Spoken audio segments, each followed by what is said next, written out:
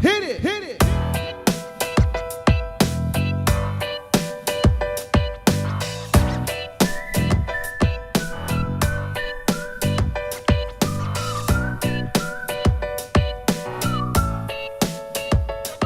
Hi, welcome to the Marley Bird YouTube channel. In this video, I'm going to show you how to make this super cute peppermint scrubby.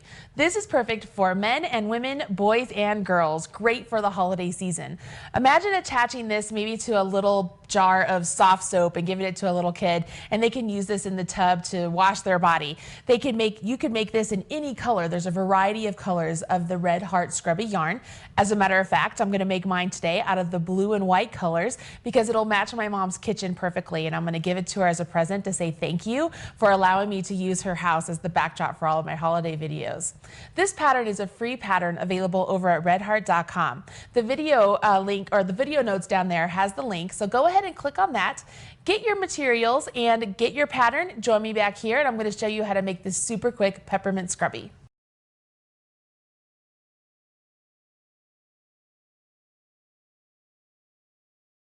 Okay, you have your pattern and your materials. Let's go ahead and jump in and get started on this really cute scrubby. As you look down here, you can see that this scrubby is essentially just one big circle, changing colors every 2 rows. We create this circle by doing double crochets and increasing the number of double crochets in the stitches as we go out. At the very last row, we're going to finish off with several chains to create this nice loop that we can hang our scrubby on the sink or in the tub or wherever you're going to be using your scrubby. We're going to go ahead and we're going to cut our yarn every round instead of carrying the yarn up. The reason I want to do that is because I don't want to have floats going across the white or the red as I'm working along, and I don't want that for little fingers to be able to get into those as they're using this, whether it's to scrub the pots and pans or to wash their body. So we're going to cut the yarn and just weave it in at the very end. What we're going to do here at the beginning is I'm going to get you started with the beginning round, and then work this round 1, and then work round 2, and then we're going to talk about the subsequent rounds because they're virtually identical to the first couple rounds. It's just we're going to increase the number of stitches we're going to do. So let's go ahead and jump in and do that. I'm going to move this cute little scrubby aside, and I'm going to go ahead and I'm going to grab my blue color, which I'm using in place of the red. I'm going to start off with a slip knot, and I'm going to put that directly onto my hook. Now, I am using a size hook that's larger than suggested in the pattern because I feel like it's easier for you to see the stitches as that may be in this video. It's already difficult to see the stitches with this yarn because it has this really great eyelash effect to it. This yarn is fantastic for dishcloths, which is why Red Heart called it Scrubby, but it's a little bit tricky to work into. You have to use your fingertips to really find the stitches and then kind of let your eyes kind of focus out. You have to disregard all the eyelashes and find the holes where you're going to be putting your hook.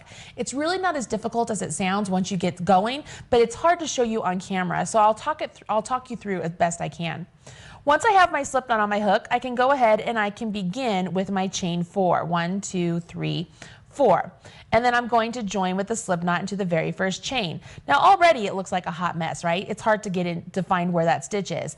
But I can feel right here, there's my slip knot, and I can see if I let my eyes kind of fade out, or unfocus I should say, and not see the eyelash, I can see that that's where I want to put my hook. So I'm going to put my hook right there, and I'm going to join with a slip stitch, which is just yarn over and pull through the chain and the loop that's on my hook.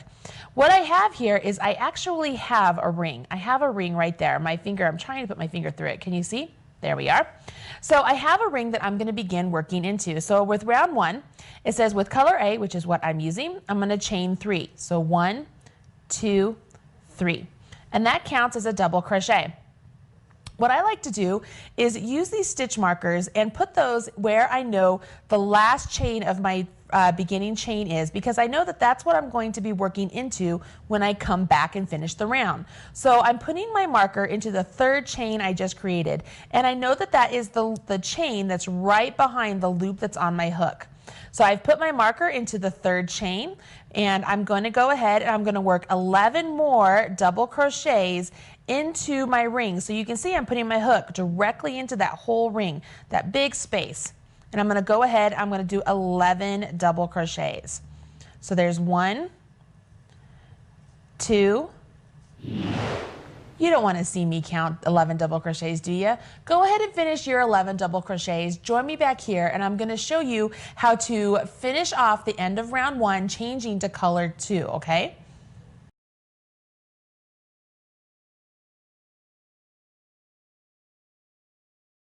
So I'm at the end of my round 1. I'm beginning to go into round 2, but to finish off my round 1, I need to put a slip stitch into my marked stitch. See how important it is that we mark that stitch? Makes it so much easier to know that that is the 3rd chain of my beginning chain 3. So instead of yarning over with my yarn that's on my working yarn, I'm going to go ahead and I'm going to cut my working yarn, leaving at least 4 to 6 inches because it makes it easier to weave in the ends later. And I'm going to grab my second color, which I'm going to use the white, as I said earlier. And what's going to happen here is I'm going to yarn over with my white, pull through the stitch that I just went into, and then pull that white through the loop that's on my hook. Now what I've done is I've joined for the round and I have my new color on my hook. So I don't have any color bleeds or anything like that to worry about. It just makes it look really nice. So that's how we're going to change colors at the end of every single round for this peppermint. Okay, so we're going to change colors and we'll move on to round 2. I'm going to go ahead, I'm going to chain 3, 1, 2, 3. And at this point I can move my marker up and put it into the 3rd chain, or I can grab a new marker, and that's what I'm going to do, and I'm going to tell you why here in just a second. I'm grabbing a new marker, I'm putting it into the 3rd chain of my turning chain and marking it, so I know that that's where I'm going to work into at the end of the round. And the reason I didn't undo this particular marker is because what I need to do now is I'm going to put a double crochet into the same stitch that I joined into. So knowing that this marker is marking that stitch, it allows me to easily find that stitch, right? So that's why I didn't move my marker. So I'm going to go ahead and I'm going to work my double crochet. Now I can move on to the next part of the instructions, and it says I'm going to do 2 double crochets in each of the remaining stitches, okay? So I'm going to go ahead, yarn over my hook, and to find the next stitch, I can use my left hand here and I can find the actual post of the stitch of the double crochet I created before. And then knowing that at the top of that post I'm going to find my V's, I can just stick my hook in. I can find that hole and see that that's where my V's are. Now I know it's difficult to see that that's the top of my stitch, but I promise it's there. So when I yarn over and pull my yarn through, I'm actually working into the stitch. Can you see that? So I'm going to complete my double crochet. So that's 1, and I have to put 2 there. Then I move on and I'm going to put 2 into the next stitch. What this does is it allows us to increase for the circle. I can get that in there. Sorry, I can't talk and get that in there at the same time. We're going to increase our circle in intervals, so that way it will lay flat and look nice. So there is 1 and there's 2. I move to the next and I'm going to put 2 into there.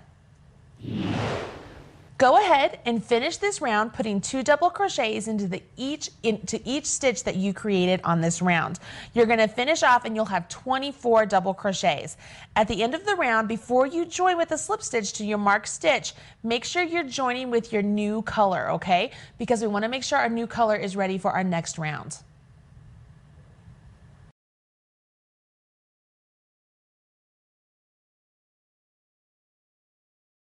All right, so you finished round 2. Let's go ahead and begin round 3.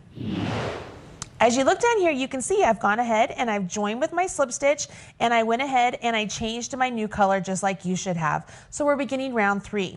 So for round 3, I'm going to go ahead and chain 3, use my stitch marker and place it into the 3rd chain that I just created.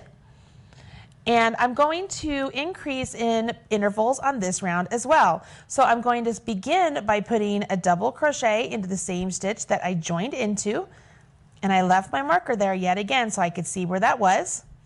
And then I can see that I'm going to do a double crochet into the next stitch, just 1. And then I'm going to put 2 double crochets in the next stitch. So I've yarned over, and I'm going to put 2 into the next. 1, 2.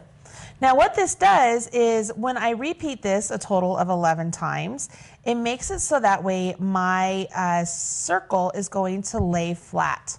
So as long as I keep this interval of 1 double crochet and then 2 into 1 stitch, I will have a flat circle. Now this does the same thing usually if you're doing any sort of circles, as in even like the top of a hat.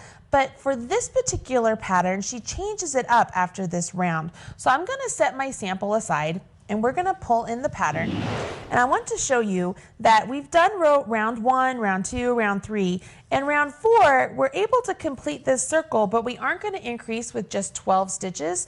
And the reason is the designer has written the instructions so that you have more increases. So if you're used to making just a regular old hat where you would do regular intervals, where on round 3 we did 2 doubles and then a double and then 2 doubles and then a double and then 2 doubles.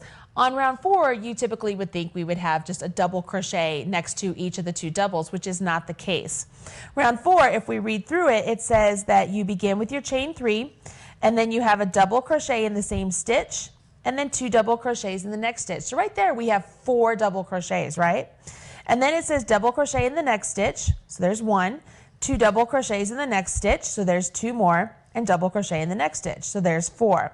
Now you're going to repeat that last section 11 times. So it would be 2 double crochets in 1 stitch, a double crochet in the next stitch, which is just like what we did with round 3. What's going to happen here is we're going to end up with more than just an increase of 12 stitches. You'll end up with 60 stitches. And she does something very similar for round 5 and then round 6 and round 7, so on and so forth. So as long as you follow the instructions, you'll be able to complete this beautiful peppermint scrubby with no problem. Because you know how to do double crochets and you understand how to do 2 double crochets into 1 stitch, because we just did that, you're not going to have any problem with the rest of this pattern through round 7. The one thing I do want to point out is at the end of round 7, when you join with your slip stitch, you do not want to finish off your work. You're going to go ahead, you're going to chain 12 stitches and put a slip stitch directly into the slip stitch that you did before to create this nice little loop. That's when you'll finish off working with this particular yarn, okay? Once you have that done, your peppermint scrubby is complete. And I know you're going to want to make one in every color available of the scrubby yarn, which is available over at redheart.com, as well as this free pattern and all the other Marley Bird YouTube videos. I hope you enjoyed this video, and you will go ahead and smash that like button, as my kids say. Make sure you hit that thumbs up and come back and join me for more videos on how to use this beautiful scrubby yarn. Talk to you soon. Bye-bye.